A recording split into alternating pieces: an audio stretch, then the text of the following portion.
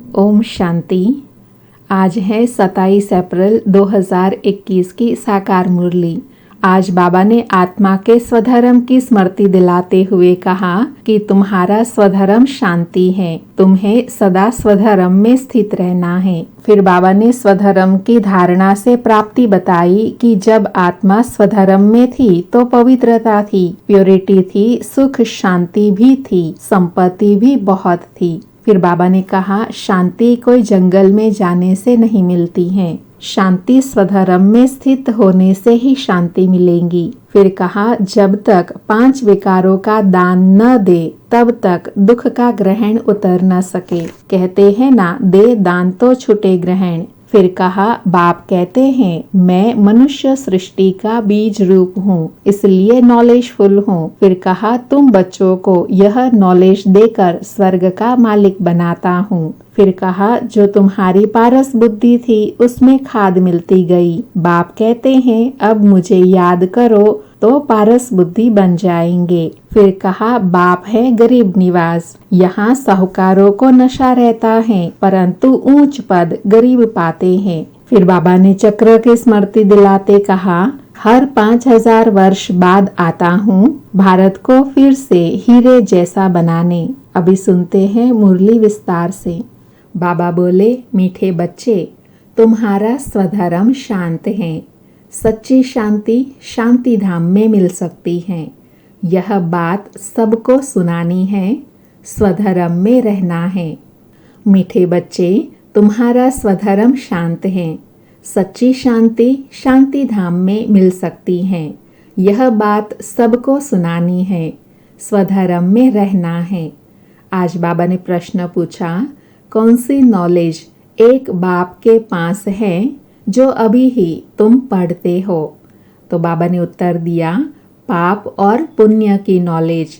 भारतवासी जब बाप को गाली देने लगते हैं तब पाप आत्मा बनते हैं, और जब बाप को और ड्रामा को जान लेते हैं तब पुण्य आत्मा बन जाते हैं।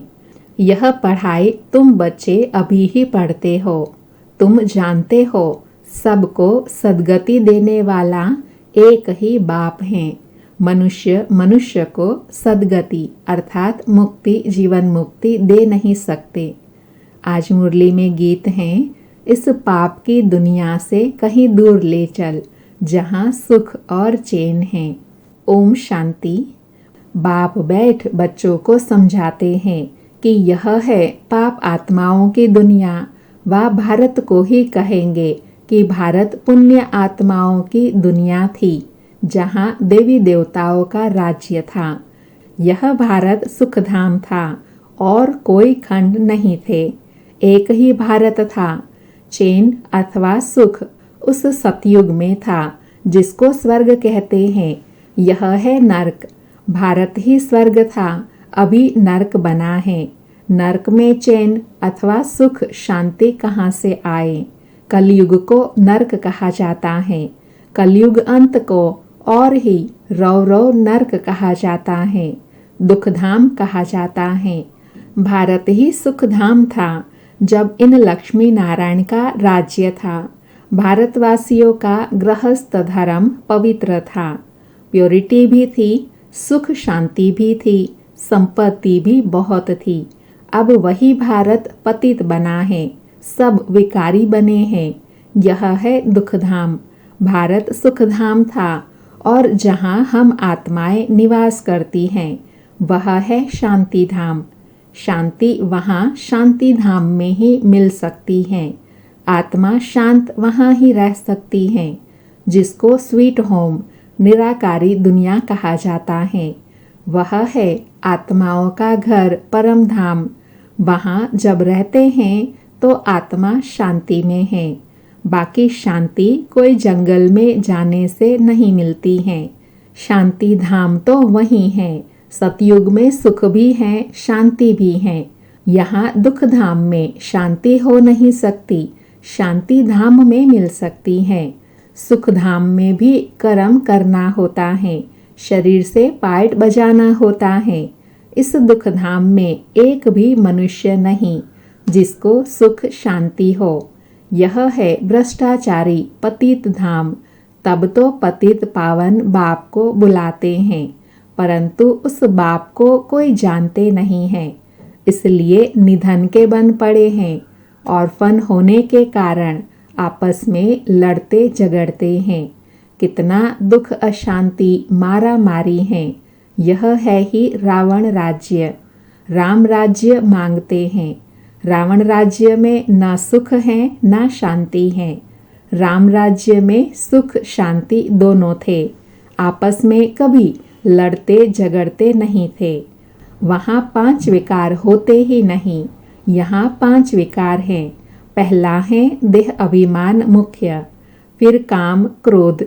भारत जब स्वर्ग था तो यह विकार नहीं थे। वहाँ देही अभिमानी थे सतयुग में। अब सब मनुष्य देह अभिमानी हैं। देवताएं थे देही अभिमानी। देह अभिमान वाले मनुष्य कभी किसी को सुख नहीं दे सकते, एक दो को दुख ही देते रहते हैं। ऐसे मत समझो कोई लखपति, करोड़पति, पदमपति है तो सुखी हैं। नहीं, यह तो सब है माया का भपका, माया का राज्य है। अभी उनके विनाश के लिए यह महाभारत लड़ाई सामने खड़ी है। इसके बाद फिर स्वर्ग के द्वार खुलने हैं। आधा कल्प के बाद फिर नरक के द्वार खुलते हैं। यह बातें कोई शास्त्र में नहीं है। भारतवासी कहते हैं जब भक्ति करेंगे तब भगवान मिलेगा। बाबा कहते हैं जब भक्ति करते करते बिल्कुल नीचे आ जाते हैं तब मुझे आना पड़ता है स्वर्ग की स्थापना करने, अर्थात भारत को स्वर्ग बनाने। भारत जो स्वर्ग था वह नरक कैसे बना? रावण ने बनाया। गीता के भगवान से तुमको राज्य मिला। 21 जन्म स्वर्ग में राज्य किया। फिर भारत द्वापर से कलयुग में आ गया, अर्थात उतरती कला हो गई। इसलिए सब पुकारते रहते हैं, हे पतित पावन आओ। पतित मनुष्य को सुख शांति पतित दुनिया में मिल नहीं सकती। कितना दुख उठाते हैं। आज पैसा चोरी हुआ, आज देवाला मारा, आज रोगी हुआ। दुख ही दुख है ना। अभी तुम सुख शांति का वर्षा पाने का पुरुषार्थ कर रहे हो। बाप से स्वर्ग का वर्षा लेने का पुरुषार्थ कर रहे हो। सदा सुखी बनाने वाला एक ही बाप है। सदा दुखी बनाने वाला रावण है। यह बातें भारतवासी नहीं जानते हैं। सतयुग में दुख की बातें होती नहीं, कभी रोना नहीं पड़ता, सदैव सुख ही सुख है। वहाँ देह अभिमान अथवा काम क्रोध आदि होता नहीं। जब तक 5 विकारों का दान न दे तब तक दुख का ग्रहण छूट नहीं सकता। कहते हैं ना, दे दान तो छूटे ग्रहण। इस समय सारे भारत को 5 विकारों का ग्रहण लगा हुआ है। जब तक यह 5 विकारों का दान न दे तब तक 16 कला संपूर्ण देवता बन न सके। बाप सर्व का सदगति दाता है। कहते हैं गुरु बिना गति नहीं, परंतु गति का भी अर्थ समझते नहीं। मनुष्य की गति सदगति माना मुक्ति, जीवन मुक्ति, सो तो बाप ही दे सकते हैं। इस समय सर्व की सदगति होती है। दिल्ली को कहते हैं न्यू दिल्ली, पुरानी दिल्ली, परंतु अब न्यू तो है नहीं। न्यू वर्ल्ड में न्यू दिल्ली होती है, ओल्ड वर्ल्ड में ओल्ड दिल्ली होती है। बरोबर जमुना का कंठा था, दिल्ली परिस्तान थी। सतयुग था, देवी देवताएं राज्य करते थे। अभी तो पुरानी दुनिया में पुरानी दिल्ली है। नई दुनिया में तो इन लक्ष्मी नारायण का राज्य था। भारतवासी यह भूल गए हैं। नया भारत नई दिल्ली थी तो उनका राज्य था और कोई खंड ही नहीं था। यह कोई भी नहीं जानते। गवर्नमेंट यह पढ़ाती नहीं है। जानते हैं कि यह तो अधूरी हिस्ट्री है। जब से इस्लामी बौद्धि आए हैं, लक्ष्मी नारायण के राज्य का कोई को पता नहीं है। यह बाप ही बैठ समझाते हैं कि सारी सृष्टि का चक्र कैसे फिरता है। जब भारत स्वर्ग था तो गोल्डन एज था, अब वही भारत देखो क्या बन गया है। फिर भारत को हीरे जैसा कौन बनाए। बाप कहते हैं जब तुम बहुत पापात्मा बन जाते हो तब मैं आता हूँ पुण्य आत्मा बनाने। यह ड्रामा बना हुआ है जिसको कोई भी नहीं जानते। यह नॉलेज सिवाय बाप के कोई दे ना सके। नॉलेजफुल बाप ही हैं, वही आकर पढ़ाते हैं। मनुष्य मनुष्य को कभी सद्गति नहीं दे सकते। जब देवी देवता थे तो सब एक दो को सुख देते थे, कोई भी बीमार रोगी नहीं होते थे। यहाँ तो सब रोगी हैं। अब बाप आए हैं फिर से स्वर्ग बनाने। बाप स्वर्ग बनाते हैं, रावण नरक बनाते हैं। यह खेल है जिसको कोई भी नहीं जानते हैं। शास्त्र का ज्ञान है फिलॉसॉफी, भक्ति मार्ग। वह कोई सद्गति मार्ग नहीं है। यह कोई शास्त्रों की फिलॉसॉफी नहीं है। बाप कोई शास्त्र नहीं सुनाते। यहाँ है स्पिरिचुअल नॉलेज। बाप को स्पिरिचुअल फादर कहा जाता है। वह है आत्माओं का बाप। बाप कहते हैं मैं मनुष्य सृष्टि का बीज रूप हूँ, इसलिए नॉलेजफुल हूँ। इस मनुष्य सृष्टि रूपी झाड़ की आयु कितनी है, कैसे वृद्धि को पाते हैं, फिर कैसे भक्ति मार्ग शुरू होता है, यह मैं जानता हूँ। तुम बच्चों को यह नॉलेज देकर स्वर्ग का मालिक बनाता हूँ। फिर तुम मालिक बन जाते हो। यह नॉलेज तुमको एक ही बार मिलती है, फिर गुम हो जाती है। फिर सतयुग त्रेता में इस नॉलेज की दरकार नहीं रहती। यह नॉलेज सिर्फ तुम ब्राह्मणों को है। देवताओं में यह नॉलेज नहीं है, तो परंपरा से यह नॉलेज आ ना सके। यह सिर्फ तुम बच्चों को एक ही बार मिलती हैं, जिससे तुम जीवन मुक्त बन जाते हो। बाप से वर्षा पाते हो। तुम्हारे पास बहुत आते हैं, बोलते हैं मन की शांति कैसे मिले, परंतु यह कहना भूल है। मन बुद्धि आत्मा के ऑर्गन्स हैं। जैसे शरीर के ऑर्गन्स हैं, आत्मा को पत्थर बुद्धि से पारस बुद्धि बाप ही आकर बनाते हैं, जो सतयुग त्रेता तक चलती हैं। फिर पत्थर बुद्धि बन पड़ते हैं। अभी तुम फिर पत्थर बुद्धि से पारस बुद्धि बनते हो। तुम्हारी पारस बुद्धि जो थी उसमें खाद मिलती गई। अब फिर पारस बुद्धि कैसे हो। बाप कहते हैं हे आत्माएं मुझे याद करो। याद की यात्रा से तुम पवित्र बनेंगे और मेरे पास आ जाएंगे। बाकी जो कहते हैं मन की शांति कैसे मिले, उन्हें बताओ कि यहाँ शांति हो कैसे सकती। यह है ही दुखधाम, क्योंकि विकारों की प्रवेशता है। यह तो बेहद के बाप से ही वर्षा मिल सकता है। फिर रावण का साथ मिलने से पतित बन जाते हो। फिर बाप द्वारा पावन बनने में सेकंड लगता है। अभी तुम आए हो बाप से जीवन मुक्ति का वर्षा लेने। बाप जीवन मुक्ति का वर्षा देते हैं और रावण जीवन बंध का श्राप देता है। इसलिए दुख ही दुख है। ड्रामा को भी जानना है। दुख धाम में किसी को सुख शांति मिल ना सके।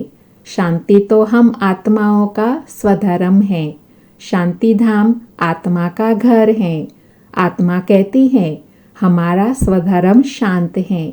यह शरीर बाजा नहीं बजाता हूँ, मैं बैठ जाता हूँ, परंतु कहाँ तक बैठे रहेंगे। कर्म तो करना ही है ना। जब तक मनुष्य ड्रामा को नहीं समझे तब तक दुखी रहते हैं। बाप कहते हैं मैं हूँ ही गरीब निवाज। यहाँ गरीब ही आएंगे। साहूकार के लिए तो स्वर्ग यहाँ है, तो उन्हों की तकदीर में स्वर्ग के सुख है नहीं। बाप कहते हैं हम गरीब निवाज हैं। साहूकारों को गरीब और गरीबों को साहूकार बनाता हूँ। साहूकार इतना ऊंच पद पा नहीं सकते क्योंकि यहाँ साहूकारों को नशा है। हाँ, प्रजा में आ जाएंगे, स्वर्ग में तो जरूर आएंगे, परंतु उच्च पद गरीब पाते हैं। गरीब साहूकार बन जाते हैं। उन्हें देह अभिमान है ना कि हम धनवान हैं, परंतु बाबा कहते हैं यह धन माल सब मिट्टी में मिल जाना है, विनाश हो जाना है। देही अभिमानी बनने में बहुत मेहनत है। इस समय सब देह अभिमानी है, अभी तुमको देही अभिमानी बनना है। आत्मा कहती है हमने 84 जन्म पूरे किए, नाटक पूरा होता है, अब वापस जाना है।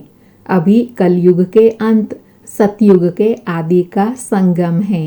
बाप कहते हैं हर 5000 वर्ष बाद आता हूँ भारत को फिर से हीरे जैसा बनाने। यह हिस्ट्री ज्योग्राफी बाप ही बता सकते हैं। अच्छा, मीठे मीठे सिकिलधे बच्चों प्रति माता पिता बाप दादा का याद प्यार और गुड मॉर्निंग। रूहानी बाप की रूहानी बच्चों को नमस्ते। हम रूहानी बच्चों की रूहानी माता पिता को गुड मॉर्निंग और नमस्ते। धारणा के लिए मुख्य सार है। पहला, बाबा बोले बाप से जीवन मुक्ति का वर्षा लेने के लिए पावन जरूर बनना है। ड्रामा की नॉलेज को बुद्धि में रख दुख धाम में रहते भी दुखों से मुक्त होना है। दूसरा है धन माल व साहूकारी का नशा छोड़ देही अभिमानी रहने का पुरुषार्थ करना है। आज का वरदान है महान और मेहमान। इन दो स्मृतियों द्वारा सर्व आकर्षणों से मुक्त बनने वाले उपराम व साक्षी भव। स्पष्टीकरण है उपराम व साक्षीपन की अवस्था बनाने के लिए 2 बातें ध्यान पर रहे। एक तो मैं आत्मा महान आत्मा हूँ, दूसरा मैं आत्मा अब इस पुरानी सृष्टि में व इस पुराने शरीर में मेहमान हूँ। इस स्मृति में रहने से स्वतः और सहज ही सर्व कमजोरियाँ व लगाव की आकर्षण समाप्त हो जाएगी। महान आत्मा समझने से जो साधारण कर्म व संकल्प संस्कारों के वश चलते हैं वह परिवर्तित हो जाएंगे। महान और मेहमान समझकर चलने से महिमा योग्य बन जाएंगे। आज का स्लोगन है सर्व की शुभ भावना और सहयोग की बूंद से बड़ा कार्य भी सहज हो जाता है। सर्व की शुभ भावना और सहयोग की बूंद से बड़ा कार्य भी सहज हो जाता है। अच्छा, ओम शांति।